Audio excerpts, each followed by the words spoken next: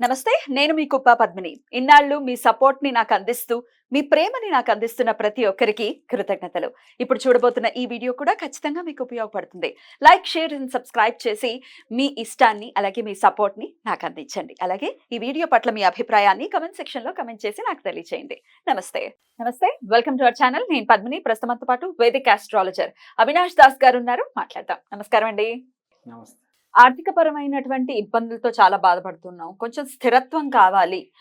అంటే ఏదో వస్తోంది పెట్టను కొట్టా పొయ్యిలో బట్ట అన్న చందానంలోనే ఉంటుందన్నమాట చాలా మందికి కూడా.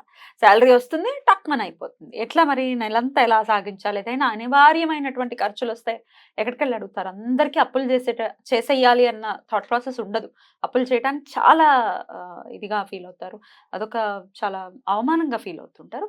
అట్లా ఫీల్ అవ్వడమే కరెక్ట్. అట్లా ఫీల్ అయితేనే కదా అప్పులు చేయకుండా ఉంటాం. అప్పులు చేయకుండా ఉంటేనే కదా బాధలు రాకుండా ఉంటాయి. రైట్. ఎనీవేస్ ఇట్లా స్థిరత్వం కావాలి ఆర్థిక పరంగా అంటే ఏదైనా రెమెడీ ఉందా మీ దగ్గర? So physical and financial stability గురించి మాట్లాడుతున్నాం మనం. ప్రతి మనిషికి ఫైనాన్షియల్ స్టెబిలిటీ అనేది ఉండదు. చూస్తున్నాం మనం. అప్పుల్లో పడిపోతారు కొంతమంది. Correct. ఫస్ట్ నేను చెప్పేది ఏంటంటే వ్యక్తిత్వ వికాసం ఉండాలి. వ్యక్తిత్వ వికాసం తగ్గితే మనిషి కింద పడిపోతాడు. ఆర్థిక పరంగా కూడా ఇబ్బందులు ఫేస్ ఇబ్బంది పడతాడు. ముందు వ్యక్తిత్వ వికాసం ఉండాలి. నేను గొప్పోడిని, ఈ ధోరణి సరికాదు. ఏ రోజైతే ధోరణి మొదలవుతుందో పతనం అనేది మొదలవుతుంది. చాలామంది చూసాం. పెద్ద పెద్ద పుడింగిలు వచ్చారు, మట్టిలో కలిసిపోయారు. ఎంత నెట్టుకొని ముందుకు వచ్చినా చేతులు కట్టుకొని ఉండాలంటారు.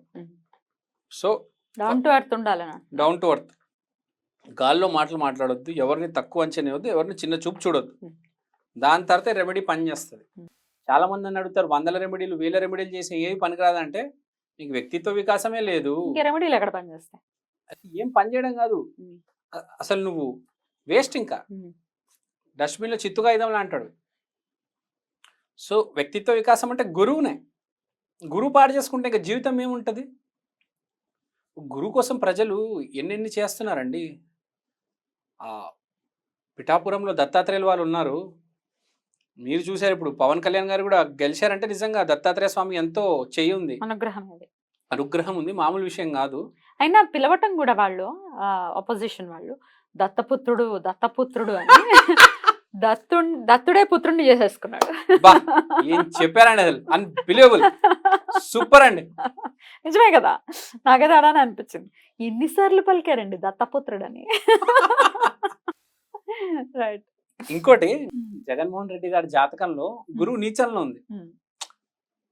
సో దత్తపుత్రుడు అని అన్నిసార్లు పిలిచాడు, చాంట్ చేస్తూనే ఉన్నారు. అతను గొయ్యి అతన్ని తోకున్నాడు. సో రాహు ఉచ్చంలో ఉంది అతనికి, గురువు నీచంలో ఉంది కాబట్టి ఇలా జరిగింది అతనికి అనుకోవచ్చు.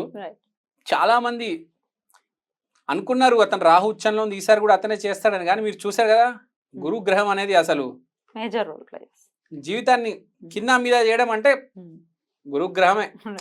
అసలు మనకు నిజంగా అనుకుంటే ఆ జగన్మోహన్ రెడ్డి గారికి రాయి తగిలినప్పుడే మనం అంచనా వేయాల్సింది. ఎందుకంటే ఫోర్హెడ్ అనేది సన్ వచ్చి రాయి తగిలిందంటే అధికారం పోయినట్టే కదా. సన్ అంటే అధికారం, ఇది ఫోర్హెడ్. ఇక్కడ వచ్చి రాయి తగిలింది, అక్కడే అధికారం పోయిందని అర్థం చేసుకోవాలి ఒక నిమిత్తంగా. ప్లస్ ఇతను పిఠాపురం దత్తపుత్రుడు. మన దైవాజ్ఞ. మనం అంచనా, నేను అంచనా వేయలేకపోయాను కానీ మీరైతే వేస్తుంటారు నాకు తెలుసు. నేనేం అంచనా కోరుకున్నాం అది కష్టానికి ఎంతో కొంత రిజల్ట్ ఉండాలి అని కోరుకోవటం ఎవరికైనా జరుగుతుంది కదా. ఒకటి మంచి వాళ్ళందరూ కోరుకున్నారు. ఒకటి గుర్తుపెట్టుకోవాలి, ఎన్ని జాతకాలు ఏదైనా కానీ మనిషి మనసులో నుంచి వస్తే అది జరిగి తీరుతుంది. అదే జరిగింది. పవన్ కళ్యాణ్ గారు గడిచారు, పిఠాపురం నుంచి వెళ్తున్నారు. ఇప్పుడు మీరు కూడా అదే అనుకున్నారు, అదే జరిగింది. చూడండి, అంటే నిజంగా మీ గురువు బాగుంది, దేవుడు మీలో ఉన్నారు. ఎవరి హితమైన కోరుకుంటే ఇంకా బాగా పనిచేస్తుంది ఎస్ కదా. మన కోసం మనకంటే కూడా అతను ఎవరైనా బాగుపడాలి, ఇంకొకళ్ళ లెవెల్లో నాశనం అవ్వాలని కాదు. అన్నేళ్ల కష్టానికి ఎంతో కొంత ప్రతిఫలం ఉండాలి. ఎందుకంటే డిపాజిట్లు కూడా రానటువంటి పరిస్థితిని కూడా తట్టుకొని నించున్నాడు అంటే ఆయన మామూలు స్థైర్యం కాదు, మామూలు ధైర్యం కాదు ఆ గుండెకి. సో ఆయన అందుకే అసలు ఇండియన్ హిస్టరీలో ఫర్ ది ఫస్ట్ టైం ఇట్లాంటి రికార్డ్‌ని ఒకటి క్రియేట్ చేశారు పవర్ స్టార్ పవన్ కళ్యాణ్ గారు. నిల్చున్నటువంటి 21 స్థానాల్లో 21 స్థానాల్ని కైవసం చేసుకోవటం. అది ఎవరి వల్ల సాధ్యం అంటే 100% స్ట్రైక్ రేట్. రైట్. మీరు చెప్పింది కరెక్ట్. అతను పడిన కష్టానికైతే అతనికి రిజల్ట్ వచ్చింది. అదైతే నిజమే అండి. కష్టపడితే రిజల్ట్ వస్తుంది. డెఫినెట్లీ కష్టపడాలి, కన్సిస్టెన్సీని మెయింటైన్ చేయాలి ఖచ్చితంగా. అయితే మరి ఇప్పుడు ఆర్థిక పరమైన మరి ఈ ఇబ్బందుల నుంచి ఎట్లా అండి సో బయటపడడం? ఓకే, ఈ ఆర్థిక పరమైన ఇబ్బందులు అన్నారు. సో ఫస్ట్ ఇదంతా ఎందుకు వచ్చిందంటే మనకు వ్యక్తిత్వ వికాసం ఉండాలి అని చెప్పడానికి. వేరే వాడి పతనం కోరుకోకూడదు, వేరే వాడి మంచి కోరకు మనం ఎప్పుడైనా ఆలోచించాలి, పాజిటివ్ గా ఉండాలి. ఎవరైతే కోరుకుంటారో వాళ్ళ జీవితంలో ఎప్పుడైనా సక్సెస్ ఉంటుంది, వాళ్ళకి ఎప్పుడైనా డబ్బులు ఉంటాయి. సో ఇప్పుడు డబ్బులు వచ్చిన తర్వాత దాన్ని ఎలా మెయింటైన్ చేయాలి? సో డబ్బు అంటే ఏంటి అసలు? ద బేసిక్ యూనిట్ ఆఫ్ డబ్బు ఏంటి? ఒక రూపాయి బిల్ల, దాని నుంచే కదా డబ్బు స్టార్ట్ అయ్యేది. 1, 2, 3 1 రూపీ. సో మనం ఒక 1 రూపీ కాయిన్ తీసుకోవాలి, 2 కాయిన్స్ తీసుకోవాలి 1 రూపీ. ఈ 1 రూపీ కాయిన్ తీసుకున్న తర్వాత మీరు మీ ఇష్టదైవం, సపోజ్ మీకు వెంకటేశ్వర స్వామి మీద ఇష్టం, దాన్ని మీతో పాటు తిరుపతికి తీసుకెళ్ళండి. లేకపోతే మీ ఇంటి దగ్గర ఉన్న, ఇప్పుడు మీరు హైదరాబాద్లో ఉండాలంటే టీటీడీ ఉంది హిమాయత్ నగర్లో, లేకపోతే మీకు ఇష్టం, మీకు ఏదైనా ఈ గుడి ఉంది, మీకు ఇక్కడ వెంకటేశ్వర స్వామి ఉన్నారని నమ్మకం ఉంటే గుడికి వెళ్ళండి, ప్రదక్షిణాలు చేయండి. ఒక 7 ప్రదక్షిణాలు చేసి ఆ 2 కాయిన్స్ మీతో పాటే తీసుకెళ్ళి ప్రదక్షిణలు ఆ కాయిన్తో పాటు ప్రదక్షిణాలు చేసి అక్కడున్న ఆ సింధూరం, పసుపు, బొట్టు ఆ కాయిన్కి రాయండి. అక్కడ బాక్స్ ఉంటుంది కదా, సింధూరము బొట్టు ఉంటుంది, బొట్టు ఉంటుంది, ఆ బొట్టులో పెట్టేసి దాన్ని ఒక జాగ్రత్తగా తీసుకొచ్చేయండి. తీసుకొచ్చిన తర్వాత ఒకటి మీ ఇంటి అల్మారీ లాకర్లో పెట్టేయండి, రెండోది మీ పర్స్లో పెట్టేయండి.